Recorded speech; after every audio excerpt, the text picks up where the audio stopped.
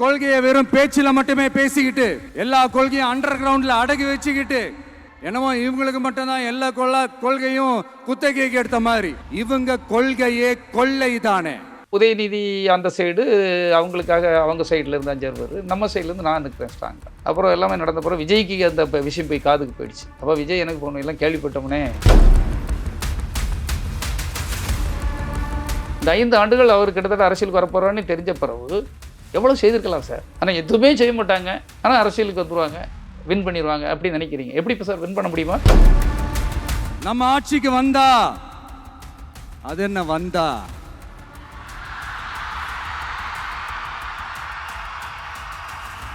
வருவோம். இந்த விழா இந்த நாளெல்லாம் வேணும்னு கேட்டது நீங்கள். இந்த விழா இந்த டைமில் தான் நடத்தணும்னு கேட்டது நீங்கள். இந்த விழாவை இத்தனை பேர் வச்சு தான் நாங்கள் பண்ணணும்னு கேட்டது நீங்கள். இதுக்கு மேலே நாங்கள் பண்ண மாட்டோம்னு எஸ்பி ஆஃபீஸில் எல்லாமே ஸ்டேட்மெண்ட் கொடுத்து வாங்கணும், எல்லாமே இருக்குது சார், ரெக்கார்டு எல்லாம். இந்த டைமுக்குள்ளே வருவேன்னு சொன்னது நீங்கள்.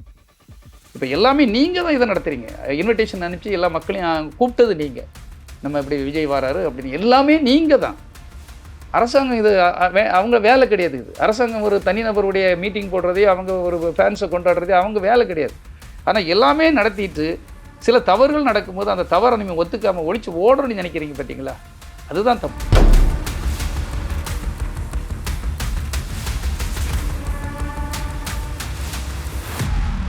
நானாக இருந்தோம்னா நைட்டோட நைட்டாக இருந்து பண்ணி அவரையே வேற ஒரு இடத்துல தங்க வச்சுட்டு, சார் கொஞ்சம் வெயிட் பண்ணுங்கள், நம்ம அங்கேருந்து நான் தகவல் தரேன், இப்படி தரேன், ஆட்கள் இல்லாத நேரத்தில் ஒரு ஆட்களை எப்படி கொஞ்சம் பார்க்குறது செய்கிறது, அந்த ஃபேமிலிக்கு ஆறுதல் சொல்கிறது, தனித்தனியாக போய் சந்திக்கிறது, என்ன சார் ஆகிட போகுது? அவர் வச்சே பண்ணலாம் சார். அவர் வாரங்கிறத ஏன் சொல்லணும்? நம்ம அப்படி இல்லை சொன்னால் தானே கூட்டம் வரும். நீங்கள் அங்கேயே இருங்க சார், மன வேதனையில் நான் இங்கே தான் இருக்கேன், இடம் சொல்ல மாட்டேன்னு சொல்லிட்டு இருங்க சார், எனக்கு இந்த ஊரை விட்டு மனம் இல்லை, இங்கே தான் இருக்கிறேன், ஏன் இப்படி சொல்லிட்டு இருக்கு? என்ன இருக்குது?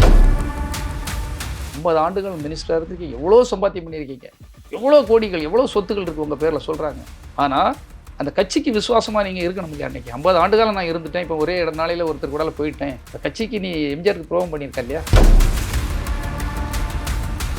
இப்படி ஒரு கேரக்டர் உள்ளவர், 78-80 வயசு சார்ந்தவர், இனி இந்த கட்சியில் வந்து என்ன சார் பண்ணுவாரா? ஏன் அந்த கட்சிக்கே அவர் பண்ணியிருக்கலாமே. நீங்கள் இங்கே வந்து என்ன பண்ண போகிறீங்க? நீங்கள் என்ன செய்திட முடியும்?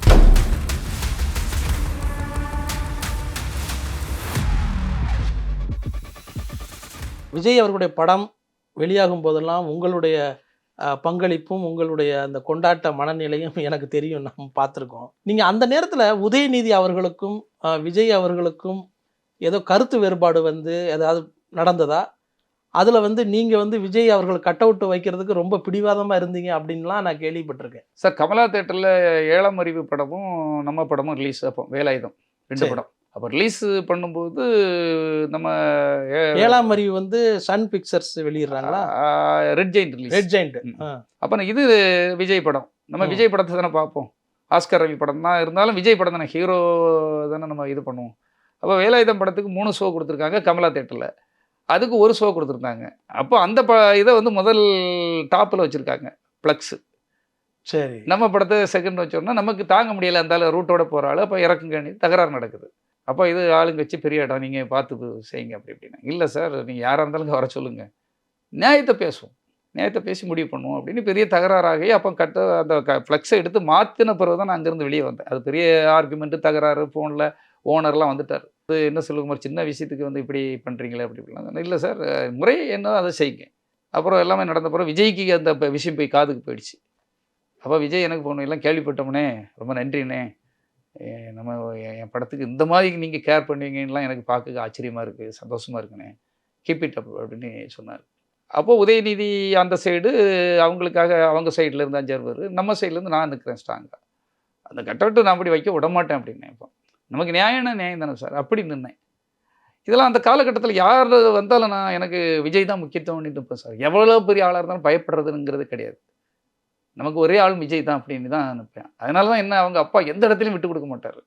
இதெல்லாம் நடந்த உண்மைகள். படப்பெட்டியெல்லாம் சேரட் வண்டியிலலாம் எடுத்துகிட்டு போனதாக அது வந்து அவருடைய படம் வேலாயுதம் தானே அது? இல்லை, படம்னா ஒரு படம் ரெகுலராகவே பண்ணுவோம் சார். இதெல்லாம் எந்த ரகசியங்கள்லாம் சொல்ல மாட்டாங்க, நான் சொல்கிறேன் சார். ஏன்னா நான் ஒரு ரசிகர் மன்றத்தையும் தாண்டி அதுக்கு பின்னால் அப்படி இருந்துங்கிறதுக்காக சொல்கிறேன். இப்போ ஒரு படத்துடைய ஹீரோ அவர் படத்தை வந்து மேளதாளத்தோட அதை ஓப்பனிங்கே ஒரு உற்சாகப்படுத்தணும்னா பப்ளிக்கில் பயங்கரமாக பண்ணணும், விழாவாக்கணும், திருவிழா கோலமாக்கணும்னா அந்த சாரட் வண்டி ஒன்று உண்டு சார், குதிரை வண்டியில் படப்பெட்டியை தூக்கிட்டு போகிறது. அப்போ எந்த ஹீரோக்கெல்லாம் அப்படிலாம் பண்ணுங்க, என்னுடைய ஒரு எண்ணம் அப்படி நம்ம ஹீரோ படத்தை அப்படி தூக்கிட்டு போவோம், விழாவை நடத்தும், டான்ஸ் கீன்ஸ்லாம் போட்டு அப்படி கொண்டு போவோம் சார். கொண்டு போகும்போது அது அதனுடைய வியூ அந்த கூட்டம் கிட்டலாம் பார்த்த உடனே அது நியூஸ் ஆகி இப்படிலாம் ஒவ்வொரு படத்துக்கும் பண்ண உடனே போலீஸ் வர ஆரம்பிக்குது. இப்போ போலீஸ் வந்தோடனே என்ன பிடிச்ச உடனே சார் இப்படி சார் நாங்கள் ரசிகர்களுக்காக சும்மா அப்படி பண்ணி சொல்லி சமாளிச்சு எடுத்து ஒவ்வொரு டைமும் சமாளிச்சுட்டு போயிடுவேன். உதயம் தடத்தில் பின்பக்கத்துலேருந்து ஒரு தடவை கொண்டு வருவேன், இன்னொரு தடவை பார்த்தீங்கன்னா எம்ஜிஆர் நகர்லேருந்து உள்ளுக்குள்ளோடி இது பொத்துட்டு வருவேன். ஏன்னா அவங்க போலீஸ் பிடிச்சிடக்கூடாதுன்னுட்டு அவங்கள வந்த மாதிரி சமாளிச்சுட்டு எங்களால் எந்த தொந்தரவும் இருக்காது சார், இது ஒரு விழா சார், ரசிகர்கள் சார், ஒரு என்ஜாய் பண்ணுறேன் சார், ப்ளீஸ் சார், இப்படியே சமாளித்து ஒவ்வொரு படத்துக்கும் அந்த குதிரை வண்டியில் படப்பெட்டி எடுத்துகிட்டு போகிறது ஒரு பெரிய நியூஸ் ஆகும். விஜய் ரசிகர்கள் தான் இப்படி எடுத்துகிட்டு போவாங்க, வேறு எந்த ஹீரோவுக்கும் அப்படி கிடையாதுங்கிற அளவுக்கு அதை கொண்டு வந்தோம். வேறு எந்த ஹீரோவும் அதை முயற்சியும் பண்ணவும் முடியாது. ஏன்னா ரோட்டில் போனாலே மாட்டிக்கிடுவாங்க. ஏன் என்னுடைய திட்டம் ஐடியாக்கள் படி பண்ணிக்கிட மாட்டாங்க. நான் எந்த ரூட்டுக்குள்ளே உள்ளுக்குள்ளே இருந்து கொண்டு வரேன், அப்படியே டான்ஸ் ஆடுற மாதிரி டக்குனு தியேட்டருக்குள்ளே போகிறோம், எந்த தொந்தரவும் இருக்காது. நான் அவங்ககிட்ட போலீஸ்கிட்டே கேட்பேன், எங்களால் ஏதாவது தொந்தரவு இருந்திருக்கா சார் அப்படின்னு கேட்பேன். அந்த மாதிரி ஒரு சாதுரியமாக அவருடைய படப்பெட்டியும் வரும், பப்ளிக்கும் பிரச்சனை இல்லாமல் அவ்வளோ அழகாக அது அவருடைய எனக்கு தெரிஞ்சு தென்னிந்தியாவிலேயே குதிரை வண்டியில் படப்பெட்டி எடுத்துகிட்டு போகிற ஒரே ஹீரோ விஜய் தாங்கிற இதை நம்ம கொண்டு வந்தோம் சார். அதுக்கு பின்னால் இருந்தது நான் தான் சார். எனக்கு தெரியுது, எனக்கு உலகம் சுற்று வாலிபன் படப்பெட்டியை யானை மேலே வச்சு கொண்டு வந்தாங்கன்னு ஒரு வரலாறு இருக்குது. நீங்கள் அதுக்காகவே இதை கிரியேட் பண்ணீங்களா?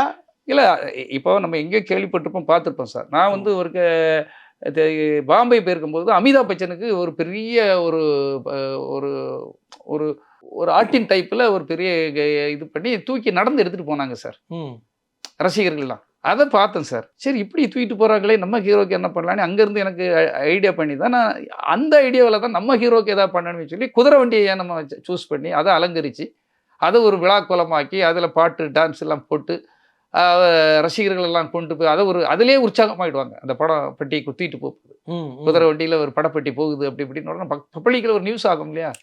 இதெல்லாம் ஒரு ஆசை தான் சார். ஒரு ஹீரோ லவ் பண்ணும்போது ஆட்டோமேட்டிக்காக ஏதாவது அவருக்கு பண்ணணும்னு தோணும் இல்லையா? சந்திரசேகர் சாருக்கு மட்டும் தான் தெரியுது நான் தான் பண்ணுறேன்னு. விஜய் கூட இன்னைக்கு வரை அது தெரியுமா என்னன்னு தெரியாது, அது யார் பண்ணா அப்படின்ட்டு. ஒரு ரசிகர்கள் தான் பண்ணியிருப்பாங்க, ரசிகர்கள் தான் பண்ணாங்கன்னா அவங்கள வச்சு நான் பண்ணேன். பின்னால் முழுக்க அதை அதனுடைய பின்னால் இருந்து அதை டைரக்ஷன் செய்கிறது எல்லாமே நான் தான். அதை வேற யாரும் பண்ணிக்கிட மாட்டாங்க. அதை பண்ண முடியாது சார். ஒரு சின்ன பிரச்சனை வந்தாலும் பண்ணிக்கிட மாட்டாங்க. இப்போ ஒரு கரூரில் பாருங்க, ஃபேஸ் பண்ண முடியுதா? விழா நடத்துறதுங்கிறது சாதாரண விஷயம் சார். கண்ணும் கருத்துமா அதை எப்படியெல்லாம் அதை நடத்தணும், எப்படிலாம் திட்டமிடணும், ஆப்ஷன் ஏ என்ன, பி என்ன, சி என்ன, இப்படி பிரச்சனை வந்தால் அதை இப்படி தீர்க்கணும், இப்படி பிரச்சனை வந்தால் அதை அப்படி தீர்க்கணும், இதெல்லாம் முதல்ல திட்டம் போட்டு சரி பண்ணுறது. எத்தனை ஃபங்க்ஷன் பண்ணியிருப்பேன், ஒரு நாளும் ஒரு சிக்கல்களும் வராது சார் விஜய்க்கு. அவரை ரசிகர்களாக என்ஜாய் பண்ண வைக்கணும், மக்கள்கிட்ட இப்படி விஜய்க்கு ஒரு இதெல்லாம் இருக்கணுங்கிறக்காக அந்த விழாவை நான் அழகாக சாரட் வண்டி குதிரை வண்டியில் விஜய்க்கு இது படப்பிடிப்பு எடுத்து செல்லும் ஒரே ரசிகர்கள். இதை நம்ம அப்படி அந்த டைமில் அப்படி பண்ணுவோம் சார். அதாவது தண்ணிக்குள்ளே முங்கு நீச்சல் அடிக்கிறவங்க இங்கே முங்குனவன் தான் அதுக்கப்புறம் அணைக்கட்டு பக்கத்தில் தான் எந்திரிச்சான் அப்படிங்கிற மாதிரி கரூரில் நடந்த அந்த விபத்துக்கு அப்புறம் இந்த புசி ஆனந்து அதுக்கு ஆட்கள் அங்கே காணா போனவங்க தான் அதுக்கப்புறம் கிட்டத்தட்ட 1 மாதம் கழிச்சு இங்கே எந்திரிச்சு பனையூரில் எந்திரிச்சாங்க. ஸோ நீங்கள் இருந்திருந்தால் அது எப்படி நடந்திருக்குன்னு சொல்லுங்கள். இல்லை, நிச்சயமாக நம்ம என்னென்னா சார், இது முதலே பெரிய தப்பு சார். எதுக்குன்னா நம்ம எல்லாருமே சேர்ந்து எடுத்தங்கவுத்தனே ஒரு அரசை குறை சொல்கிறது, அரசை குற்றம் சாட்டுறது, அதிகாரிகளை குற்றம் சாட்டுறது, போலீஸை குற்றம் சாட்டுறது, அப்படி பண்ணக்கூடாது சார். இந்த விழா இந்த நாளெல்லாம் வேணும்னு கேட்டது நீங்கள், இந்த விழா இந்த டைமில் தான் நடத்தணும்னு கேட்டது நீங்கள், இந்த விழாவை இத்தனை பேர் வச்சு தான் நாங்கள் பண்ணணும்னு கேட்டது நீங்கள், இதுக்கு மேலே நாங்கள் பண்ண மாட்டோம்னு எஸ்பி ஆஃபீஸில் எல்லாமே ஸ்டேட்மெண்ட் கொடுத்து வாங்கணும், எல்லாமே இருக்குது சார், ரெக்கார்டு எல்லாமே. இந்த டைமுக்குள்ளே வருவேன்னு சொன்னது நீங்கள். இப்போ எல்லாமே நீங்கள் தான் இதை நடத்துகிறீங்க. இன்விடேஷன் அனுப்பிச்சு எல்லா மக்களையும் கூப்பிட்டது நீங்கள். நம்ம இப்படி விஜய் வராரு அப்படின்னு எல்லாமே நீங்கள் தான். அரசாங்கம் இது அவங்க வேலை கிடையாது. இது அரசாங்கம் ஒரு தனிநபருடைய மீட்டிங் போடுறதே, அவங்க ஒரு ஃபேன்ஸை கொண்டாடுறதே அவங்க வேலை கிடையாது.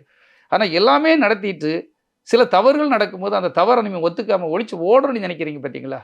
அதுதான் தப்பு. ஒரு தலைவன் அங்கே நிற்க முடியாத சூழலாக இருக்கலாம். ஏன்னா ஒரு தலைவன் கூட்டத்துக்குள்ளே கும்பலுக்குள்ளே சண்டை போட முடியாது. அது ஒரு பெரிய செலிபிரிட்டி நடிகர். ஆனால் நீங்கள் எதுக்கு நிற்காமல் போகணும்? யாரை சொல்கிறீங்க நீங்கள்? 2ஆம் கட்டங்களில் இருக்கவங்க சார். ஒரு புசி ஆனந்தோ ஆதவ் அர்ஜுனாவோ இல்லை என்ன இருக்குது கேட்க? ஏன் போகணும்? ஏன் ஒழிச்சு ஓடணும்? உங்களுக்கு என்ன பிரச்சனை அங்கே நிற்கிறதுனால? உங்களை நம்பி வந்த ரசிகர்கள் சார். உன் விழாவுக்கு வந்திருக்கான். உன் கல்யாண வீட்டுக்கு வந்தவனுக்கு ஏதோ ஒரு ஆக்சிடென்ட்டோ ஏதோ ஆகுனா நீ அவனை விட்டுட்டு நீ கல்யாண வீட்டை விட்டு ஓடுவியா? உன் கல்யாண வீட்டுக்கு விருந்துக்கு வந்திருக்கான். அந்த விருந்துக்கு வந்தவனை ஒரு சின்ன விபத்தோ ஏதோ நடத்தா போட்டு அப்படி ஓடுவீங்களா ஒழிச்சு? அதே மாதிரி தானே இதுவும். நம்ம விழாவுக்கு வந்திருக்காங்க, நம்ம தலைவரை பார்க்க வந்திருக்காங்க. அப்போ அந்த இடத்துல ஒரு அசம்பாவியம் நடந்தால் நம்ம அங்கே இருந்து அதை சரி பண்ணணுங்கிறது ஒரு பேசிக் இதில்ல சார். அதில் எனக்கு உண்மையிலே ஒரு மன வருத்தம். அவங்க எந்த காரணம் சொன்னாலும் நம்மளால ஏற்றுக்க முடியும். நான் ஆளுங்கட்சிக்கு சார்பாகவோ இல்லை யாருக்கு இதுவாகவோ இந்த ஜிங்சாக் அடிக்கக்காகலாம் பேசல. உண்மையே பேசுகிறோம் சார். நம்ம தான் கண்ணும் கருத்துமாக இருக்கணும் சார். நம்ம விழா நடத்துகிறவன் கண்ணும் கருத்துமாக நம்ம தான் சார் இருக்கணும். நானாக இருந்தோம்னா நைட்டோட நைட்டாக இருந்து பண்ணி அவரையே வேற ஒரு இடத்துல தங்க வச்சுட்டு, சார் கொஞ்சம் வெயிட் பண்ணுங்கள், நம்ம அங்கேருந்து நான் தகவல் தரேன், இப்படி தரேன், ஆட்கள் இல்லாத நேரத்தில் ஒரு ஆட்களை எப்படி கொஞ்சம் பார்க்குறது செய்கிறது, அந்த ஃபேமிலிக்கு ஆறுதல் சொல்கிறது, தனித்தனியாக போய் சந்திக்கிறது, என்ன சார் ஆகிட போகுது? அவர் வச்சே பண்ணலாம் சார். அவர் வாரங்கிறத ஏன் சொல்லணும் நம்ம? அப்படி இல்லை சொன்னால் தானே கூட்டம் வரும். நீங்கள் அங்கேயே இருங்க சார், மன வேதனையில் நான் இங்கே தான் இருக்கேன், இடம் சொல்ல மாட்டேன்னு சொல்லிட்டு இருங்க சார், எனக்கு இந்த ஊரை விட்டு மனம் இல்லை, இங்கே தான் இருக்கிறேன், ஏன் இப்படி சொல்லிட்டு இருக்க என்ன இருக்குது? என்னுடைய ஆட்கள்லாம் அங்கே தான் இருக்காங்க, யாரும் போகக்கூடாது. கண்ணுங்கருத்துமாக நம்மளுடைய அடிப்பட்டவங்க செய்தவங்க எல்லா வீட்லேயும் நம்ம ஆட்கள் தான் இருக்கணும். ஏன் விழாவுக்கு வந்தவன் அவங்களுக்கு ஏதாவது அவங்களுக்கு இந்த மாதிரி அசம்பாவிதம் நடந்திருக்கு, நம்ம தான் இருக்கணும் அங்கே, நம்ம குடும்பம் அது. அப்படி நான் சொல்லி நாமனா அப்படி தான் சார் சொல்லி அப்படி இருக்க வச்சுருப்பேன். அது எவ்வளவு அவங்க வந்து அதை கையாண்ட விதத்தில் வந்து விஜய் அவர்களுக்கு நீங்கள் என்ன அறிவுரை சொல்கிறீங்க? அறிவுரை சொல்கிற அளவுக்கு நம்ம ஒன்றும் பெரிய ஆள் இல்லை. இல்லையே, நீங்கள் தான் அறிவுரை சொல்லி தம்பி இப்படி பேசுங்க, தம்பி இப்படி கையை காட்டுங்கன்னு சொல்லிட்டு வந்திருக்கீங்க. சொன்னோம். இப்போ நம்ம சொல்கிற அளவு கேட்குற அளவில் இப்போ ஆத்தோ வரைச்சுட்டா பெரிய பிரசாந்த் கிஷோர், பெரிய பெரிய ஆரோக்கியசாமி, காஸ்ட்லி ஆட்கள் வந்துட்டாங்களா சார்? நம்ம ஒரு சாமானியனாக இருக்கும்போது நம்ம சொல்கிறதெல்லாம் அழகாக எல்லாருமே கேட்டாங்க, எடுபட்டுது. இப்போ காஸ்ட்லி ஆட்கள் வந்துட்டாங்க சார். எல்லாமே பெரும் பெரும் கோடிகளில் இருக்கிறவங்க, திட்டங்கள் இருக்கிற கோடிக்கணக்கில் பேரம் பேசுகிறவங்கலாம் இருக்காங்க. இப்போ நம்ம சொன்னால் கேட்க போகிறாரு. ஆனால் பொதுவாக விஜய் அவர்களுக்கு வந்து எப்படி அதை ஒரு 1 to 1 பேசும்போது எப்படி அதை பேசுவார்? ஏன் கேட்குறேன் அப்படின்னா, சமீபத்தில் ஒரு பெரிய அரசியல் தலைவர் KS ராதாகிருஷ்ணன் அவர்கள் வந்து சந்திச்சிருக்காரு. அவர் எதுவுமே சொல்லலையா, எந்த கருத்தும் அவர்கள் கலந்துக்கலையா, என்ன விஷயம் எதுவுமே கேட்கலையா. அப்படி கேட்காத போது அவருக்கு பெரிய ஷாக் ஆகி வெளியில் வந்திருக்காரு. என்ன சொல்கிறோம், நம்மளா பேசிக்கிட்டு இருக்கோமே அப்படிங்கிறத. பொதுவாகவே அவர் எப்படி விஜய் எப்படி அதிகம் பேச மாட்டார். பொதுவாக வந்து அவர் எதையும் பேச்சு கொடுத்து ஏதாவது பேச்சு இல்லை ஏதாவது வாய் விடணும் செய்யணுங்கிறதெல்லாம் கொஞ்சம் பேச்சு கம்மி தான் சார். ஆனால் அதுவும் அரசியலுக்கு வந்த பிறகு அப்படி இருக்கக்கூடாது இல்லை சார். அரசியலுக்கு வந்த பிறகு நீங்கள் அரசியலுக்கு முன்னால் வேறு, அரசியலுக்கு பின்னால் வேறு. அரசியலுங்கிறது பல இடங்களில் உள்ள ஆய்வுகள் நடத்துகிற மாதிரி தான் சார். இந்த ஊர் எப்படி இருக்குது, இந்த ஊர் மக்களுடைய மனநிலை என்ன, அங்கே உள்ள தொழில் எது ஸ்பெஷல், அங்கே உள்ள விவசாயம் எப்படி இருக்குது, அங்கே உள்ள கூலி தொழில்களுக்கு என்ன பிரச்சனை, கல்விக்கு என்ன பிரச்சனை, எல்லாமே தெரிகிறது தானே சார் அரசியல். எம்ஜிஆர் அதை தெரிஞ்சுக்கிட்டார் இல்லையா? அதே போல் நீங்கள் கண்டிப்பாக ஒருத்தருக்கு ஒருத்தர் உரையாடல், அந்த ஊர் மக்கள்கிட்ட இருந்து தெரிஞ்சுக்கிட்டது, அங்கே உள்ள பண்பட்டவர்களை கூடல வச்சுக்கிட்டது, இதெல்லாம் கண்டிப்பாக பண்ணணும் சார். இதுதான் அரசியல். நம்ம எது இல்லாமல் வச்சுட்டு டேபிளில் அப்படி பண்ணிடலாம், இவ்வளோ ஓட்டு அப்படி வாங்கிடலாம், இந்த ஜாதிக்கு இப்படி வாங்கிடலாம், இப்படி ஒரு டேபிளில் கணக்கு போட்டு ஒன்று பண்ணுறாங்க இந்த பிரசாந்த் கிஷோரை வச்சு. அந்த பிரசாந்த் கிஷோர் மாதிரி உள்ளவங்கெல்லாம் என்றைக்குமே வேலைக்காகாது. அவரே ஒரு தொகுதியில் கூட ஜெயிக்க அவ்வளோ டெபாசிட்டு போயிடுச்சு. அப்போ அந்த மாதிரி ஆட்களை நம்பி நீங்கள் இன்னைக்கு வர ஊருக்கு போகலாம். அப்போ நாமெல்லாம் ஒரு சின்ன திட்டம் வச்சேன் சார். ஒரு 12 கோடி தான் சார் திட்டம். தமிழ்நாடு முழுக்க கால்வாய்களை தூர்வாரி எல்லாம் கடை மடைகளுக்கு தண்ணி போகிறது, குளங்கள்லாம் சுத்தப்படுத்துறது, பப்ளிக்கில் உள்ள NSS NCC நம்மளுடைய தொண்டர்கள், பொதுநல ஆர்வலர்கள், சமூக ஆர்வலர்கள்லாம் வச்சு ஃபுல்லாக நடத்தி பண்ணிடலாம் சார். இது யாரும் கேட்க மாட்டாங்க. அப்படி பண்ணலான்லாம் ஒரு திட்டங்கள்லாம் அப்போ இருக்கும்போது கொடுத்தேன். அதெல்லாம் யாரும் அப்போ மாதிரி கண்டுக்கல. இந்த மாதிரி தான் சார் போனோம் மக்களுக்குள்ளே. ஒரு விவசாய பெருங்குடிக்குள்ளே போயிடலாம் சார். நீர் ஆதாரத்துக்கு எப்படி ஒரு திட்டம் போட்டிருக்கான் அப்படின்னு இதை நான் கொடுத்தேன். அந்த பேப்பர் இன்னும் அங்கே இருக்குன்னு நினைக்கிறேன். ஆனால் இந்த திட்டங்கள் இந்த மாதிரி செயல்படுத்துறது, இந்த மாதிரி திட்டங்கள் இதை நீங்கள் சொன்ன போது என்ன சொன்னார், அவருடைய ரியாக்ஷன் என்ன இருந்தது? இல்லை, அப்போ கொடுத்தது சார். அதுக்கப்புறம் நம்ம அதை அரசியல் அவங்க இப்போ தீவிரமாக வரல. அந்த டைமில் நம்ம இதெல்லாம் பண்ணுனா ஒரு இப்படி வரலாம் அப்படின்ட்டு நான் கொடுத்து இப்போவும் எனக்கு என் மைண்டுக்குள்ளே இருக்கு இல்லையா. ஓஹோ, இது இப்படி பண்ணலாம். எதுக்கு இல்லாமல் காசு செலவு பண்ணுறது, விவசாயிகளுக்காக என்ன, பெண்களுக்காக என்ன, நம்ம என்ன திட்டங்களை தீட்டலாம், என்ன புரட்சி உருவாக்கலாம், இளைஞர்களுக்கு வேலை வாய்ப்புக்கு என்னென்ன திட்டங்களை தீட்டலாம். புரட்சிங்கிறது அப்படி தானே சார் வரணும். நம்ம ஒரு ஆளை குறை சொல்கிறதோ, ஒரு ஆளை தாக்கி பேசுகிறதோ, சவால் விடுறதோ, அது ஒரு விதமான அரசியல். சவால் விட்டு அப்படி பண்ணுறது. ஆனால் செயல்பாடுகள் இல்லைன்னா என்றைக்குமே நிற்க முடியாது. அந்த தேர் எப்போ வேணாலும் நடு ரோட்டில் நின்றும். பெட்ரோல் இல்லாமல் எப்படி வண்டி நிற்குதோ அதே மாதிரி நின்றும். உதயநிதிக்கும் அவருக்கும் ஏற்பட்ட அந்த கருத்து வேறுபாடால தான் இந்த அரசியலுக்கு இவர் வந்தாருன்னு சொல்கிறாங்களே, அது உண்மையா? இல்லை, அது எந்த அளவுக்கு உண்மைன்னு தெரியல சார். உதயநிதி சினிமா துறையில் இருக்கும்போது, இவரும் சினிமா துறையில் இருக்கும்போது, சினிமா ஒருத்தருக்கு ஒருத்தர் அவங்க ஒரு பெரிய கம்பெனி, இவங்க விஜய் படங்கள் இருக்கையில் அப்படி ஏதாவது ஒருத்தருக்கு ஒருத்தர் ஆதங்கங்கள், ஒரு கருத்து வேறுபாடுகள் இருந்திருக்கலாம், செய்யலாம். ஆனால் அரசியலுக்கு வரும்போது எதிர்த்து தான் ஆகணும். அது யாராக இருந்தாலும் சரி, எதிர்த்து தான் ஆகணும். எதுக்குறாங்க, அந்த பாலிட்டிக்ஸ் நடந்துகிட்டு இருக்கு. பெரிய வேற ஒன்றும் அவங்களுக்குள்ள சண்டைகள் சச்சரவுகள்லாம் கிடையாது. ரெண்டும் நல்ல நண்பர்களாக இருந்தாங்க. ஒரு சினிமாவில் வேணால் சின்ன கருத்து வேறுபாடுகள் வந்திருக்கலாம். ஆனால் மற்றபடி யாரையும் அங்கே தாக்கியோ விட்டு கொடுத்த எதுவுமே நடக்கலை. அது எனக்கு நல்லா தெரியும். இனி அவர் வெற்றி பெறணும்னா நல்ல பலசாலிகள், நல்லவர்களை அவர் வந்து கைக்குள்ளே வச்சுக்கிடுறதுல தான் இருக்குது சார். இல்லைன்னா எந்த நேரத்துலனாலும் நான் சொல்கிறோம்ல, அதுதான் நான் எல்லா இடத்துலையும் இதை தான் இப்போ சொல்லிக்கிட்டும் இருக்கிறேன். பவர்ஃபுல் ஆட்கள் சார், எல்லா இடத்துலையும் இருக்காங்க சார். அவங்கள உள்ள விடமாட்டான்னு வேணாம் சார். 4 அசுரர்கள் இருக்கும்போது, அசுரர்கள் எப்போவுமே தேவர்களை வந்து கொடுமைப்படுத்த தான் சார் செய்வான். அவன் வந்து அசிங்கப்படுத்துவான், அவமானப்படுத்துவான். பார்வையில் அசுரர்கள் பேரை சொல்லுங்க, 4 பேரை. இல்லை அசுரர்கள் பேர் நம்ம சொன்னோம்னா ஏற்கனவே இது பண்ணிட்டு இருக்காங்க. அவங்க வந்து ஒன்றை தொல்லைப்படுத்துவான், கஷ்டப்படுத்துவான், அசிங்கப்படுத்துவான், அவமானப்படுத்துவான். அவன் ஒரு நல்லவனை உள்ள விடமாட்டான். அவன் நல்லவன் வந்து வேற ஏதாவது பண்ணிட்டோம்னா அவங்களுக்கு ஆபத்தாயிருமேனு பயப்படுவான்.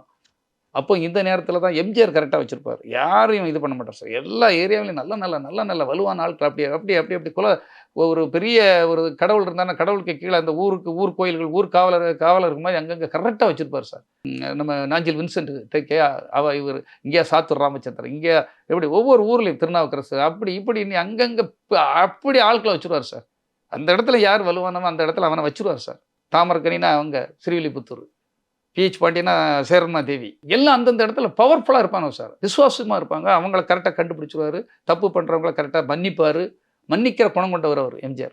இது எதுக்கு சொல்கிறேன்னா, ஒரு தலைவன்னா அப்படி தான் இருக்கணும். நான் எதுக்கு சொல்கிறேன்னா, விஜயும் மன்னிக்கணுங்கிறதுக்காக தான் சொல்கிறேன். நாஞ்சில் வின்சென்ட்டும் வீடு கட்டிகிட்டு இருக்காரு சார் கன்னியாகுமரியில். எனக்கு தெரிஞ்ச விஷயம். பெரிய வீடு கட்டிட்டு இருந்தால் அவ்வளோரும் போட்டு விட்றாங்க சார். தெரியுமா அவர் பெரிய வீடு கட்டிகிட்டு இருக்காரு அப்படின்னு பலரும் போட்டு விட்றாங்க எம்ஜிஆர்கிட்ட. அப்போ எம்ஜிஆர் என்ன செய்கிறாருன்னா, ஒரு நாள் இந்த போட்டு விட்றவங்க அவ்வளோத்தையும் வீட்டுக்கு வாங்கப்பா அப்படின்னாரு. அந்த நாஞ்சில் வின்சென்ட்டையும் வாப்பா அப்படின்னாரு. எல்லாத்துக்கும் வீட்டில் சாப்பாடு நடந்துகிட்டு இருக்கும்போது, அப்போது என்ன வின்சென்ட் வீடு கட்டிகிட்டு இருக்கியாமே அப்படின்னு இருக்காரு. அவருக்கு புற ஏறி இதாகி தண்ணி குடிச்சிட்டாரு. தலைவரை நான் சொல்லணும்னு நினச்சேன், கட்டிகிட்டு இருந்தேன் சின்ன ஒரு இதில். என்ன சின்ன இதில் வீடு கட்டுறா? பெருசாக கட்டியா? வீடு எப்போ மாதிரி தான் ஒருக்க கட்ட முடியும், பெருசாக கட்டு. என்ன வீடுன்னா நமக்கு வாழ்க்கையில் ஒரு முறை தான் கட்ட முடியும். ஜானகி அப்படின்னு இருக்கார். ஒரு பெரிய பேக்கில் அப்போமே 5 லட்ச ரூபாய் கையில் கொடுத்துருக்காரு. என்னுடைய இதாக வச்சுக்க, நீ வீடை இன்னும் பெருசாக கட்டு. 5 லட்சம்னா இன்றைக்கி 5 கோடிக்கு சமம். அதுதான் தலைவன் சார். போட்டு விடுறவங்க எதுக்காவது போட்டு விடுவான். ஒன்றா பிரிக்கைக்கு ஒரு நல்ல திறமையாளரை அவங்ககிட்ட இருந்து விலகி வைக்கிறதுக்கெல்லாம் எவ்வளோ திட்டங்கள் இருக்குது. என்ன திட்டம் போடுவான்னு எப்படி தெரியும்? ஆனால் அவன் எப்படி கண்டுபிடிக்கிறான் பாரு. ஆமாம், வீடு கட்டுறது தப்பு இல்லையே, நம்ம கூட இருக்கவங்க தானே வீடு கட்டுறான், கட்டட்டுமே, அவன் வளரட்டுமே, என் கூட இருக்கவங்க வளர்ந்தா நல்லது தானே. எப்படி சிந்தனை? தானும் பங்களிப்பு இப்போ அப்படிங்க, வீடு கட்டுங்க, பெரிய வீடு கட்டுங்க, நானே வந்து திறந்து வைக்கிறேன். அதுதான் தலைவன். தான் கூட வெளியில் சொல்கிற மாதிரி இன்னும் விஜய் அவர்களுக்கு வந்து தலைமை பண்பே வரலை அப்படின்னு ஒரு விமர்சனம் உண்டு. நீங்க சொல்ற இந்த சம்பவத்தை பார்த்தா நீங்க அப்படி நினைக்கிறீங்களா? தலைவன்கிறவன் இப்படி இருக்கணுங்கிறதுக்காக சொல்றேன். பிறர் போட்டு விட்டாலும் அவனுடைய குவாலிட்டி என்னங்கிறத நீங்க தான் அனலைஸ் பண்ணணும். நீங்க ஒரு ஜட்ஜு மாதிரி அந்த இடத்துல 50 கருத்து சொல்லுவோம் சார். முடிவு எடுக்கிற நீங்க தான். நல்ல ஆட்களெல்லாம் தட்டி விட்டுருவானோ சார், திறமையாளர்கள்லாம் தட்டி வெளியே தள்ளி விட்டுருவானோ சார். ஒரு விசுவாசியை நம்ம இழந்துட்டோமேங்கிறது ஃபியூச்சரில் ரொம்ப நாள் கழிச்சு தான் சார் தெரியும். கிட்ட இருக்கவங்களாம் துரோகிகளாக வந்திருக்காங்கிறது ஒரு கட்டத்துக்கு போகிறது. ஒரு பெரிய மைலேஜ் போன பிறகு கடலுக்குள்ள பெரிய பயணப்பட்ட பிறகு தான் தெரியும். நடுவில் இருந்து விட மாட்டேன், அங்கே வர முடியாது, இங்கேயும் போக முடியாது. அந்த டைமில் தான் சார் தெரியும். அதனால தான் அதை கண்டுபிடிச்சிக்கணுங்கிறது. அதுக்கு விவரமானவர் சந்திரசேகர் கண்டுபிடிச்சி விடுவார். யார் எப்படிப்பட்டவன், யார்கிட்ட திறமை இருக்குது, யார் உண்மையானவன், யார் கூட நிற்பான், யார் விட்டுட்டு ஓடிடுவான், யார் கூட. ஒரு கப்பல் போயிட்டு இருக்குன்னா அந்த இப்போ எதுக்கு சொல்லணும், ஒரு கப்பல் போயிட்டு இருக்குன்னா கப்பல் ஓட்டுற மாலுமி விஜயா இருக்கலாம். ஆனால் உள்ளுக்குள்ளே இருக்க சிப்பந்திகள் வந்து நல்லவனவளாக இருக்கணும் சார். சிப்பந்திகளை அவ்வளோ ஓட்டை போட்டுக்கிட்டு இருக்கானு வைங்களா, தண்ணி உள்ளே வந்துக்கிட்டே இருக்கு, யாருக்கும் தெரியாது. கப்பலை ஓட்டி ஒரு பிரயோஜனம் கிடையாது. கப்பல் எவ்வளோதான் நீ வேகமாக ஓட்டி நல்லா ஓட்டினாலும், நீ எவ்வளோ பெரிய மாலுமியாக இருந்தாலும், உனக்கு எவ்வளோ பவர் இருந்தாலும் ஓட்டை விழுந்துக்கிட்டு இருக்கு, எப்போ வேணாலும் கவுந்துரும் சார். கவுத்து விட்டுருவானுவேன். அதனால தான் அந்த விஷயத்தில் கவனமாக இருக்குன்னு சொல்கிறது. பெரிய பெரிய ஆட்கள், பெரிய பெரிய சாம்ராஜ்யங்களே அழிஞ்சது வந்து கூட இருந்த ஒரு துரோகிகளாலையும், நம்பிக்கை துரோகத்தாலையும், தப்பானவங்களாலையும், திறமையற்றவர்களாலையும் தான் சார் அவ்வளோ வீழ்ச்சி அடைஞ்சிருக்குது. நீங்கள் பெரிய பெரிய வரலாறுகளிலே என்ன சொல்ல முடியும். அத்தனை இடங்களையும், ஈவன் ஜெயலலிதா கதையில் கூட என்னால் சொல்ல முடியும். கூடா நட்பு, தவறான சேர்க்கை, நான் சொல்கிறேன், தீயோரை காண்தலும் தீதேடி பல இடங்களையும் சொல்லுவேன் சார். பார்த்தாலே உனக்கு ஆபத்து வந்துடும். நான் நல்லவன் நீ என்ன போட்டி போயிடும். நான் என்னால் இதுவரை யாருக்கும் துரோகம் நடந்து கிடையாது, யாருக்கும் தீங்கு அழைச்சதும் கிடையாது சார். அதுதான் உண்மையான மனசாட்சி. என் மனசாட்சிக்கு தெரியும் சார். எந்த குடும்பத்தையும் நான் அழிக்கணும், எவனையும் தாக்கி வரணும், எவனையும் மிதிச்சுட்டு நான் மேலே வரணும்னே நான் நினச்சதே கிடையாது. அதனால தான் கடவுள் இன்னைக்கு வர எவ்வளோ பெரிய பேராபத்து வந்தப்புறம் கடவுள் என்னை காப்பாற்றி இதில் உட்கார வச்சிருக்காரு. பெரிய ஆப்ரேஷன், அத்தனை ஊர்களும் எனக்காக வேண்டுதல் பண்ணுறாங்க, கோயில்கள் எல்லாம். எவனுக்கு சார் இது கிடைக்கும்? ஒரு நடிகனுக்கு கிடைக்கும். சாமானியன் எனக்கு எப்படி சார் கிடைக்கும்? எங்கள் ஊர்களில் கிட்டத்தட்ட 68 கோயில்களில் எனக்காக வேண்டுதல் நடந்திருக்கு சார். பிடி சிவகுமார் இந்த சமுதாயத்துக்கு இத்தனையோ ஒரு வாழ வச்சு. பெரிய விஷயம், பெரிய விஷயம். சினிமா சம்பந்தப்பட்ட நிருபர்களுக்கும் சினிமா சம்பந்தப்பட்ட தயாரிப்பாளர்களுக்கு தான் தெரியும் எம்ஜிஆர் அவர்களை உருவாக்குனது ஒரு ஆர் எம் வீரப்பன் அப்படிங்கிற விஷயம். அவர் தான் வந்து பல விஷயங்களை சொல்லி கொடுத்து, பல விஷயங்களை அவர் புறச்சூழல் என்னங்கிறத விஷயம் எம்ஜிஆருக்கு தகவல் சொல்லி இப்படி இருக்கணும் அப்படி இருக்கணும்னு சொல்லி அதெல்லாம் கைட் பண்ணியிருக்காங்க. அதே மாதிரி கிட்டத்தட்ட சினிமா ஆட்களுக்கு தான் எங்களுக்கு தான் தெரியும் பிடி செல்வகுமார் வந்து விஜய் அவர்களுடைய வளர்ச்சிக்கும் அடிப்படை வளர்ச்சிக்கும் அரசியல் வளர்ச்சிக்கும் பேசுறதுக்கும் எவ்வளவு காரணமாக இருந்தீங்க அப்படிங்கிறது தெரியும். நீங்கள் சொல்லுங்கள், இப்போ அதிமுகவிலிருந்து செங்கோட்டையன் அவர்கள் வந்து இப்போ வந்து சேர்ந்திருக்காரு தாவேக்காவில். நீங்கள் வந்து இதை எப்படி பார்க்குறீங்க? ஒரு அனுபவம் வாய்ந்த ஒரு அரசியல்வாதி சேர்ந்தது நல்ல விஷயமா? இல்லை, என்னால் அது நல்ல விஷயம்னு சொல்ல முடியாது. அதான் சார், ஏன் அப்படி சொல்றீங்க? ஒரு சைடில் திங்கிங் பண்ணுறவங்க தான் அதை இது பண்ணுவாங்க. அவர் பெரிய ஆள், இத்தனை வருஷம் இருந்தார் சார். 50 வருஷம் ஒரு கட்சியில் இருந்திருக்காரு. கட்சியில் யாருக்கு ஓட்டு போட்டாங்க? ரெட்டை இலைன்னு ஒரு சின்னத்துக்கு ஓட்டு போட்டுறாங்க. ரெட்டை இலையில் அந்த அம்மா வந்து ஒரு சாதாரண ஒரு ஆடு மேய்க்கிறவனை விட்டாங்க சார், வின் பண்ணிட்டான் சார். ஒரு கருணாசு சாதாரண இருந்தார் சார், ஒரு ஆளை விட்டாங்க சார், வின் பண்ணிட்டாங்க சார். ரெட்டை இலையில் அந்த சின்னத்துக்காக யார் வேணாலும் ஜெயிக்கலாம் சார். நீ எம்ஜிஆர் காலத்திலேருந்து நீ அந்த சின்னத்தில் நின்று ஜெயித்தவா. எம்ஜிஆர் காலத்தில் விசுவாசிக்கிறீங்க, ஜெயலலிதா அம்மா காலத்தில் விசுவாசிக்கிறீங்க. 50 ஆண்டுகள் மினிஸ்டராக இருந்துக்கு எவ்வளோ சம்பாத்தியம் பண்ணியிருக்கீங்க, எவ்வளோ கோடிகள், எவ்வளோ சொத்துக்கள் இருக்குது உங்கள் பேரில் சொல்கிறாங்க. ஆனால் அந்த கட்சிக்கு விசுவாசமாக நீங்கள் இருக்கணும் இல்லையா? அன்றைக்கி 50 ஆண்டுகாலம் நான் இருந்துட்டேன், இப்போ ஒரே நாளையில் ஒருத்தர் கூட போயிட்டேன். அந்த கட்சிக்கு நீ எம்ஜிஆருக்கு துரோகம் பண்ணியிருக்கா இல்லையா? நீ ஜெயலலிதாவுக்கு துரோகம் பண்ணியிருக்க. நீ அவர் மேலே உனக்கு அலிகேஷன் இருக்குது, அவரே உன்னை டிஸ்மிஸ் பண்ணிட்டோம். கொஞ்ச நாள் ஒதுங்கிருங்க. என் கட்சி இது, எனக்காக ஓட்டு போட்ட மக்கள் இருக்காங்க, அவங்கள நான் துரோகம் பண்ணிட்டு வரமாட்டேன்னு நீ சொல்லணும் இல்லையா? உங்களை நம்பி ஓட்டு போட்டவங்களுக்கு எதிராக தான் நடந்திருக்கீங்க. இன்றைக்கி ரிசைன் பண்ணியிருக்கீங்களா? யார்கிட்ட கேட்டு ரிசைன் பண்ணுறீங்க? அந்த செலவு அவ்வளோ யாருடைய கணக்கு? நம்மளுடைய பணம் இல்லை சார். அப்போ எவ்வளோ தவறு பண்ணியிருக்கீங்க? உங்களை நம்பி உனக்கு வாய்ப்பு கொடுத்த எம்ஜிஆருக்கு துரோகம் பண்ணியிருக்கீங்க, அம்மா ஜெயலலிதாவுக்கு துரோகம் பண்ணியிருக்கீங்க, உங்களை நம்பி ஓட்டு போட்ட மக்களுக்கு துரோகம் பண்ணியிருக்கீங்க, உங்கள் குடும்பத்துக்கு துரோகம் பண்ணியிருக்கீங்க. இந்த அம்மாவே அவருடைய மனைவியே வந்து கம்ப்ளைண்ட் பண்ணியிருக்காங்க சார், அம்மா கிட்ட வந்து வேற ஒரு நட்பு இருக்குது அப்படின்ட்டு. இப்போ என்ன சொன்னால், இப்படி ஒரு கேரக்டர் உள்ளவர், 78-80 வயசை சார்ந்தவர், இனி இந்த கட்சியில் வந்து என்ன சார் பண்ணுவாரா? ஏன் அந்த கட்சிக்கே அவர் பண்ணியிருக்கலாமே.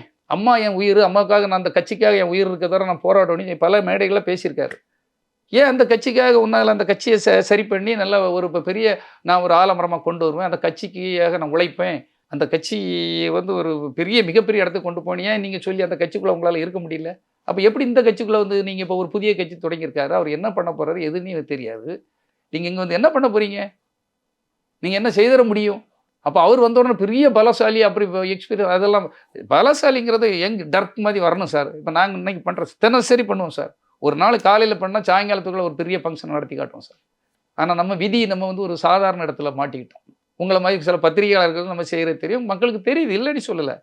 ஆனால் இன்றைக்கி காலையில் நினச்சா இன்றைக்கி மத்தியானம் ஃபங்க்ஷன் நடத்த முடியும்னால அது அனுமதி வாங்கணுமா வாங்க வேண்டாமா, அது எந்த பிரச்சனையும் சிக்கலும் இல்லாமல் அழகாக பண்ணி இன்றைக்கி காலையில் திட்டம் போட்டேன், மத்தியானம் நடத்திட்டு வந்து இருக்கவங்க கூடல. நாங்கள் ஒவ்வொரு தடவையும் வரும்போது அன்றைக்கி பார்த்தீங்களா ஆட்டோ ஓட்டுற பெண்களுக்கு, அன்றைக்கி பார்த்தீங்களா விவேக் பிறந்த நாளைக்கு அதுக்கு இடைப்பட்ட இடத்துல அவ்வளவு கூட்டத்தை கூட்டி அவ்வளவு பேருக்கு மரக்கன்றுகள் கொடுக்கறது, ஒரு பெரிய விழிப்புணர்வு போதை விழிப்புணர்வு ஊர்வலம் நடத்துறது, இது தானே சார் செய்யணும். இவர் வந்து ஜெயலலிதா அவர்களுக்கு வந்து ஒரு ரூட் மேப் போட்டு கொடுத்தவருங்கிறதுல தான் செங்கோட்டையன் அவர்கள் பிரபலமாக இருந்தார். அவருடைய அந்த ரூட் மேப்பையும் அவர் நம்பிக்கைக்குரியதாக இருந்தது. விஜய் அவர்களுக்கும் அப்படியான ஒரு பெரிய வழிகாட்டுதல் அவரை செய்யலாம்ல. அதான் நான் திரும்பவும் சொல்கிறேன் சார், செய்யலைங்கிறது இல்லை சார். முதல்ல தான் இருந்த இடத்துக்கு அவர் ஒரு விசுவாசம் நீட்டு ஒன்று இருக்குது சார். 1-2 வருஷங்கள் இல்லை சார், 50 ஆண்டுகள்னு சொல்கிறீங்க. 50 ஆண்டுகள் மினிஸ்டராக இருந்திருக்கீங்க, எம்எல்ஏ இருந்திருக்கீங்க, நிறைய அனுபவிச்ச நீங்கள் அதிலிருந்து திடீர்னு தாவி நீங்கள் ஒரு தனி கட்சி தொடங்கியிருந்தா கூட உங்களை பாராட்டியிருப்பாங்க எல்லாரும். அம்மா பேரில் அம்மா எம்ஜிஆர் அம்மா முன்னேற்ற கழகம் இல்லை எம்ஜிஆர் அம்மா ஏதாவது ஒரு பேரில் நீங்கள் ஏதாவது பண்ணியிருந்தா கூட எல்லாரும் பாராட்டியிருப்பாங்க சார். இது எப்படி உங்களை பெருமையாக பார்ப்பாங்க? நீங்கள் சொல்கிறீங்க எப்படி, என்ன வகையில் உங்களை பெருமையாக பார்ப்பாங்க? என்ன வகையில் நீங்கள் அதிரடியாக வேலை பார்த்துக்கிடுவீங்க? இங்கே வந்து ஒரு பெரிய கட்சியில் இருந்து 2ஆம் கட்ட தலைவராக பெரிய இடத்துல இருந்தே நீங்கள் ஒன்றும் பண்ண முடியாத ஆள் இங்கே வந்து என்ன பண்ணி முடியுங்கன்னு நான் கேட்குறேன். அது இப்போ வேணால் பார்க்க அப்படி பண்ணிடுவாரோ இப்படின்னு ஒரு பாவலாக காட்டுற மாதிரி இருக்கும் சார். செயல்கள் வரும்போது அவரால் ஒன்றும் பெருசாக பண்ண முடியாதுங்கிறது தான் என்னுடைய கருத்து சார். விஜய் வந்து கூட்டணி வைக்க மாட்டோம் அப்படிங்கிறத வந்து ஒரு முன்னிலை எடுத்துக்கொண்டு போகிறார். அந்த மாதிரியான ஒரு கொள்கையை கூட்டணி வைக்காமல் இந்த கட்சி வெற்றி பெறுவதற்கான வாய்ப்பு இருக்கா? கூட்டணி வைக்காமல் கண்டிப்பாக வெற்றி பெற முடியாது சார். கண்டிப்பாக அவர் செய்கிறது ஒரு எதையோ ஒன்று, அதான் மண் குதிரையை நம்பி உள்ள கிணத்துக்குள்ளே இல்லை ஆற்றுல இறங்குற மாதிரி தான். கண்டிப்பாக கூட்டணி இல்லாத எந்த ஒரு சென்ட்ரல் கவர்மெண்ட்டாக இருக்கட்டும் ஸ்டேட் கவர்மெண்ட்டாக இருக்கட்டும் சார், இனி கூட்டணி ஆட்சி தான். கூட்டணி ஆட்சிக்கு என்ன வகையில் அதை பலப்படுத்தணும், யார் யார் கூட கூட்டணி வைக்கணும், இன்னும் வந்து நம்ம கட்சியை எப்படி பலப்படுத்தணும், அதாவது மாவட்ட ரோதேரியா ஒன்றியங்கள் வட்டாரங்கள் லெவலாக இப்போ கிராம பஞ்சாயத்துகள் ஊராட்சி உள்ளாட்சி எல்லா இடத்தையும் தரவாக்கணும் சார். நான் இருக்கேன், நம்பிக்கை ஏற்படுத்தணும் மக்களுக்கு. இளைஞர்கள்கிட்ட ஒரு பெரிய மாற்று சக்திடா, ஒரு புது ரத்தம்டா, நான் விட மாட்டேன்டா, நம்ம அந்த அந்த இதை உருவாக்கணும். எப்போ பார்த்தாலும் எதையா போயிட்டு சண்டை போட்டுட்டு அங்கே சேர்த்து போயிட்டான், இவன் சேர்த்து போயிட்டான், அந்த பிரச்சனை இந்த பிரச்சனையை உருவாக்கிட்டு வரதில்லை. போயிட்டு வந்தால் அது அப்படி ஒரு புது ரத்தம் பாஞ்சிருக்கு அப்படிங்கிற மாதிரி அப்படி சொல்லணும். கூட்டம் வருது சார், அந்த கூட்டத்தை பயன்படுத்துறதுக்கு வழிகளை சரியாக பண்ணுறதுக்கு தான் ஆட்கள் இல்லை. திட்டமிடல், செயல்படுத்துதல், ஆப்ஷன் ஏ பி சின்னுட்டு திட்டமிடுதல் இருக்குது சார். ஏதோ ஏனாதானமோ ஏதோ பண்ணிடலாம் அப்படிலாம் நினைக்கிறாங்க. அப்படி பண்ண முடியாது. அந்த பெரிய கூட்டத்தை எப்படி வழி நடத்தணும், அவங்களுக்கு எப்படி பாதை வகுத்து கொடுக்கணும், அவங்களுக்கு எப்படி பயிற்சி கொடுக்கணும், இந்த மக்களை நான் இந்த இடத்துக்கு கொண்டு வருவேன், என்கிட்ட அத்தனை ஆற்றல் இருக்குன்னு இவர் ப்ரூவ் பண்ணணும் சார் அவங்க மூலமாக. அது இல்லாத வர நிச்சயமாக அவர் எந்த கூட்டணி எப்படி வச்சாலும் சரி எனக்கு தெரிஞ்சு ரொம்ப கஷ்டம் தான் சார். அதுக்கு தான் நாங்கள் இதெல்லாம் சொல்கிறோம். பயிற்சி கூடங்க, பயிற்சி பாசறை பட்டறைகள், அவங்கள எப்படி இப்போ எதுக்கெடுத்தாலும் சண்டை போட வைக்கிறது இல்லாமல், ஓய் வீணு கத்துறது இல்லாமல். இந்த மாதிரி நீங்கள் சொல்கிறீங்கல்ல, காய் புயின்னு கத்துறது, ஒரு ஒழுங்கு இல்லாத ஒரு வழிகாட்டுதலோட போகிறது, அப்படியான ஒரு சூழல். அவங்களுக்கு ஒரு பேர் வந்து அரசியல் கட்சி வந்து தாவேக்கா அப்படின்னு சொன்னால் அதுக்கு வேறு ஒரு பேர் ஆச்சரியக்குறின்னு சொல்கிறான். அதுதான் சார், அப்படி வரக்கூடாதுங்கிறதுக்கு தான் நம்ம இப்பவும் சொல்கிறோம். நீங்கள் வேணால் உங்களை புகழ்ந்து பேசிக்கலாம், உங்களுக்குலாம் அப்படி இப்படின்னு பேசிக்கலாம். நாளடைவில் அது ரொம்ப சின்ன பண்ணாமல் போயிடும் சார். பப்ளிக்கு ஒரு அமைதி வேணும் சார். நாட்டு மக்களை பற்றி யோசிக்கணும். எல்லா தரப்பு மக்களும் வந்து அமைதியை தான் விரும்புகிறாங்க. அங்கே ஜனநாயகம் வேணும். பிறரை வந்து எரிச்சல் படுத்துறது, பிறரை வந்து திட்டுறது, வசப்பாடுறது, அவமானப்படுத்துறது, இதெல்லாம் யாரும் விரும்ப மாட்டாங்க சார். நீங்கள் இண்டஸ்ட்ரியில் இருக்கிறவர் அப்படி பண்ணீங்களா? விஜய் அவர்களையும் நான் கேட்குறேன், பண்ணல. அதனால தான் உங்களுக்கு நற்பெயர். இண்டஸ்ட்ரியில் அவர் யாருக்கிட்டையும் சண்டைக்கு போக மாட்டார், இது பண்ண மாட்டார், ஒழுக்கமாக இருப்பார், வந்தால் ஷூட்டிங். அந்த பேர் வந்து ஒன்று இருக்கு இல்லையா, அந்த பேர் ரொம்ப முக்கியம்னா, நீங்கள் வந்து இந்த மாதிரி யாராவது நீ சண்டை போடுறது, யாராவது உங்களை விமர்சனம் பண்ண உடனே அவங்கள அவமானப்படுத்துறது, அவங்கள அசிங்கமாக திட்டுறது, அவங்கள கார்னர் பண்ணுறது, அதெல்லாம் இருக்கக்கூடாது சார். நம்ம செயல் என்ன, நம்ம இந்த பகுதிக்கு என்ன செய்ய போகிறோம், நாங்கள் இதை தான் செய்வோம். நாங்கள் இந்த குளங்களை தூர் வாருவோம், நாங்கள் இந்த ஆறுகளை சுத்தப்படுத்துவோம், நாங்கள் இந்த தொழிலாளர்களுக்கு உதவியாக இருப்போம், படித்த இளைஞர்களுக்கு நாங்கள் இரவு தோறும் தொழில் பயிற்சி கூடங்களை பண்ணி கொடுப்போம். இந்த செக்ஷனுக்குள்ளே வந்துடணும் சார். நீங்கள் வேறு அரசியலுக்கு நீ வரும்போது இதுக்குள்ளே தான் நீங்கள் வரணும். நீங்கள் வேறு விஷயங்களை பற்றி அவரை தாக்கி இவரை தாக்கி இவர் இதை பேசிட்டாருன்னுட்டு இவனை அவமானப்படுத்துறது, அவன் தாக்குறது, அப்படி அந்த இது பண்ணவே கூடாது. அது நானே உங்களுக்கு பயிற்சி இதை தான் சொல்கிறேன். நம்ம என்ன செய்யணும், உனக்கு ஒரு வாழ்க்கை இருக்குது, அது இல்லாமல் அவங்களுக்கு ஒரு வாழ்க்கை இருக்குது சார். ரசிகர்கள்னால் என்ன தெருவில் கிடக்கிறவங்களா? அவங்களுக்கு ஒரு அம்மா அப்பா இருக்காங்க இல்லையா, அவங்களுக்கு ஒரு குடும்பம் இருக்குது இல்லையா, அப்போ அவங்க குடும்பத்தை பார்க்க மாட்டாங்களா? அப்போ உன் குடும்பத்தை நீ பார்க்கணும், நீ நல்லொழுக்கமாக நல்லவனாக இருக்கணும்.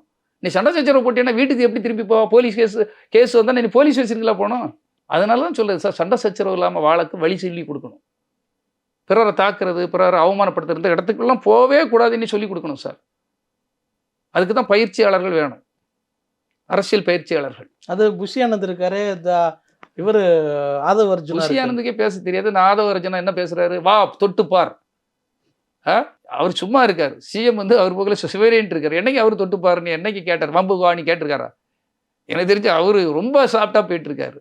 அவரை வா என் தலைமை இருக்கான் தொட்டுப்பார்னு, நீ தொட்டுப்பார்னு ஒன்றை கூப்பிடு. விஜயை தொட்டுப்பார்னு கேட்டால் என்ன இது தொட்டுப்பார்? கல்லூரி மாணவர்கள் அவ்வளோ திரண்டு வருவாங்க. கல்லூரி மாணவர்களே இன்னைக்கு படிக்க வைக்கிறதுக்கு அந்த மாணவர்கள் செல்வங்களை ஒரு தொழில் பண்ணி அவங்க குடும்பத்தில் 1008 பிரச்சனையில் பிள்ளைகளை படிக்க வச்சா, நீ இங்கே சண்டைப்பட்டால் கல்லூரி மாணவர்கள் வருவாங்க. யார்கிட்ட கேட்டுடாத சொல்கிற? கல்லூரி மாணவர்கள் அவ்வளோ இழிச்ச வாய்ங்களா? இல்லை அந்த குடும்பங்கள் இழிச்ச வாய்ங்களா? வன்முறைக்கும் சண்டைக்கும் அவங்க பெற்று வளர்த்துருக்காங்க. அந்த பிள்ளைகள் எதுக்காக பெற்று வளர்த்துருக்காங்க? பார்த்து பேசணும் சார். கல்லூரி மாணவர்களுக்கெல்லாம் வன்முறையை தூண்ட வழி சொல்லி கொடுக்கக்கூடாது. நீங்கள் பேசியிருப்பீங்க, ஒரு இதில் பேசுகிறாரு, நீ தொட்டுப்பார் கல்லூரி மாணவர்கள் வருவாங்க. எவ்வளோ பெரிய தப்பு சார். ஒவ்வொருத்தரும் ஆப்பா ஆத்தா வைத்த கையில் பிடிச்சி இது பண்ணிட்டு விவசாயம் பண்ணி கூலி தொழில் எப்படியாவது நம்ம பிள்ளை படித்து ஒரு வேலைக்கு போயிட மாட்டான்னு சொன்னால் அவங்கெல்லாம் இங்கே வருவாங்களாம் சண்டைக்கு. அதனால தான் நமக்கு கோபம் வருது சார். நம்ம ஹீரோ, நம்ம அவரை ரியலாகவும் ஹீரோவை பார்க்குறோம். அவரை இப்படியெல்லாம் ஒரு இந்த மாதிரி ஒரு தவறான வழிக்கெல்லாம் கொண்டு போகும்போது தான் நமக்கு கோபம் வருமா வராதா சார்? அந்த ஆனந்துக்கு வந்து ஒரு அரசியல் அனுபவம் இருக்குல்ல, பாண்டிச்சேரியில இருந்த ஒரு அனுபவம் இருக்கு. அப்படி சாராயத்த அனுபவமா? என்ன அனுபவம் சார்? அவர் என்ன பண்ணிட்டார் அங்கே சாதனை? எதுவுமே பண்ணல சார். ஏதோ ஒரு விஜய் கூடல இருக்காரு. அங்கே ஒரு சின்ன தொகுதி சார், ஒரு உங்களுக்கே தெரியும், ஒரு கவுன்சிலர் சீட்டுக்கு கூட நம்ம இடத்த விட அங்கே கம்மியான ஓட்டு சார். அதில் ஏதோ ஒரு ரூட்டில் பிடிச்சி எடுத்து ஏதோ ஒரு ஜெயித்திருக்காரு, இல்லைன்னு சொல்லலை. அதுக்காகவே ஒரு பெரிய அரசியல்வாதியா? அரசியல்வாதிங்கிறதுக்கு இத்தனை வருஷ காலத்தில் அவருடைய சேவைகள் என்ன? இப்போ என் சேவை என் ஊரில் போய் 45 கல்லூரிகள் இது அரசு பள்ளிகளுக்கு கட்டடங்களை கட்டி கொடுத்துருக்கேன். நீங்கள் உடனே ரெக்கார்டு எங்கே வேணாலும் இருக்கும் சார், கல்வெட்டுகள் நான் செய்து கொடுத்துட்டு வந்திருக்கேன் சார். நீ அப்படி உன்னை சொல்லு பார்ப்போம். உனக்கு இதுவுமே வேணுமா அவன் வேணுமா? நான் கேட்குறேன். போன வாரம் கூட ஒரு பெரிய ஸ்கூலை கட்டி, அரசு பள்ளியை கட்டி, பெரிய மாவட்ட கல்வி அலுவலரை வச்சு திறந்துட்டு வந்திருக்கேன். சும்மாலாம் இல்லை, எல்லாம் முறைகளா. இது ஆணவத்திலையும் சொல்ல சார், செயல்படுத்தணும், பண்ணணும். இப்போ நான் வந்து பெரிய நடிகரோ பெரிய அரசியல் பின்புலமோ இல்லை. ஆனால் என்னால் முடியுங்கிறத செய்துட்டு இருக்கேன். அரசியல் பின்புலமும் இல்லாமல், ஒரு நடிகர் பேக்ரவுண்டும் இல்லாமல், பெரிய வசதி வாய்ப்புகளும் இல்லாமலும் செய்ய முடியுங்கிறத கடவுள் எனக்கு கொடுத்துருக்கான் சார். அந்த தைரியத்தையும் அந்த ஆற்றலையும் தந்திருக்கான். அந்த மாதிரி ஆற்றல் மட்டும் இருக்கானே சொல்லு. அவருக்கு அரசியல் அனுபவம் நீங்கள் ஏதாவது கேள்விப்பட்டிருக்கீங்களா? நான் சொல்கிறது ஒரு சின்ன கட்டடமோ எதுவோ ஏதாவது ஒன்று இந்த மக்களுக்காக அவர் பயணிச்சிருக்காரு, செய்திருக்காருன்னு. இப்போ இன்னைக்கு காலையில் கூட இந்த மாதிரி ஒன்று செய்துட்டு வந்திருக்கோம் இல்லையா? அவர் இந்த மாதிரி எங்கேயாவது அவர் செய்திருக்கதா கேள்விப்பட்டிருக்கீங்களா? அப்புறம் எந்த வகையில் நீங்கள் வந்து மக்களுக்கோட ஒரு தொடர்பை எப்படி எந்த வகையில் நீங்கள் உருவாக்குவீங்க? எதா அடிப்படையில் நீங்கள் சொல்கிறீங்க?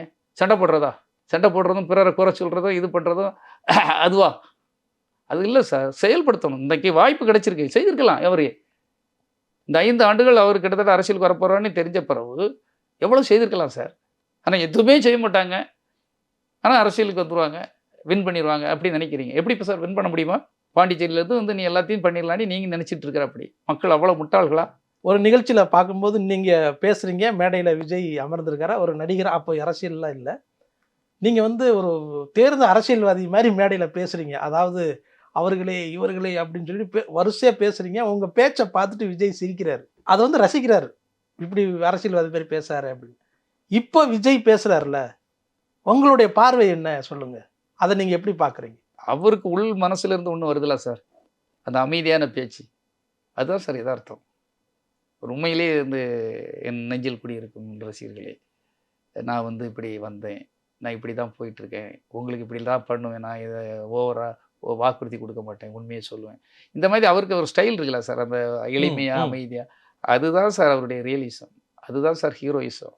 இன்னைக்கு கத்தி பேசுங்க சார், அது வந்து சினிமா ஷூட்டிங் மாதிரி இருக்குது அப்படிங்கிறத எல்லாரும் பரவலாக பேசுகிறாங்க. நான் அந்த வார்த்தையை நான் சொல்லலை. அப்படி பேசுங்க சார், இப்படி பண்ணுங்க சார், அப்படி சார், சிஎம் சார், அது அவசியம் இல்லை சார். நான் சொல்ல திரும்ப திரும்ப அவசியம் இல்லை. நீங்கள் ரியலாக அழகாக பேசுனீங்க, ரியல் உங்களுடைய ரியல் கேரக்டர்லேருந்து அப்படியே ஜம்ப் பண்ணுங்கன்னு எவரோ சொல்லித்தரான். அது அப்படி உங்கள் அழகான பேச்சு, அது நல்ல அழகாக பேசுகிறீங்க, நல்ல அழகாக குட்டி கதெல்லாம் சொல்லி நல்ல என்ன தேவையோ அதை செய்வோம். அது அந்த அந்த பேச்சு கொஞ்சம் மாறின உடனே அது அரசியலில் கொஞ்சம் வேகம் உள்ளவங்களுக்கு பிடிக்குமா இருக்கலாம், வேகத்தை விரும்புகிறவங்களுக்கு. ஆனால் சாதாரணமாக உங்களை ரசிக்கிறவங்களுக்கு அது பிடிக்காது.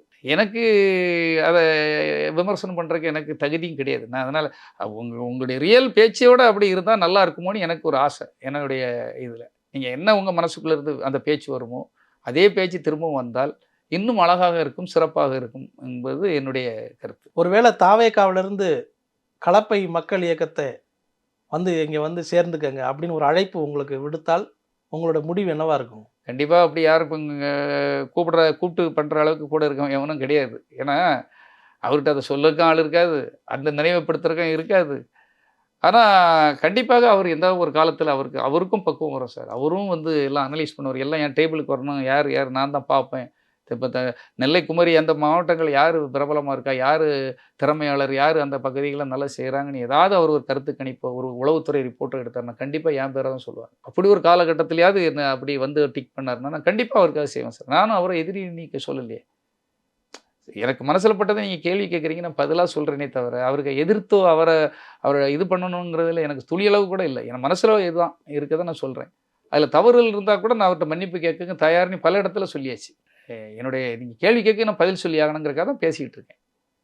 கண்டிப்பாக அவரை நான் விட்டு கொடுக்கணும் செய்யணுங்கிறதுல இல்லை, தவறானவங்களை நான் சொல்கிற இடத்துல இருக்கேன். நான் யாராக இருந்தாலும் பயப்பட மாட்டேன், உண்மையை சொல்லுங்கிறது தெரியும்.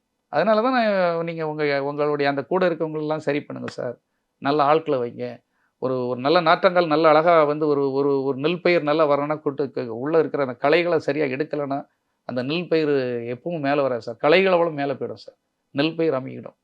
அதே தான் உங்களுக்கு அமையுங்கிறது தான், அந்த காரணத்துக்காக தான் வருத்தத்தில் நான் பேசிகிட்டு இருக்கேன். சரி சார், உங்கள் ரொம்ப நேரத்துக்கு ரொம்ப நன்றி சார். ரொம்ப நன்றி சார்.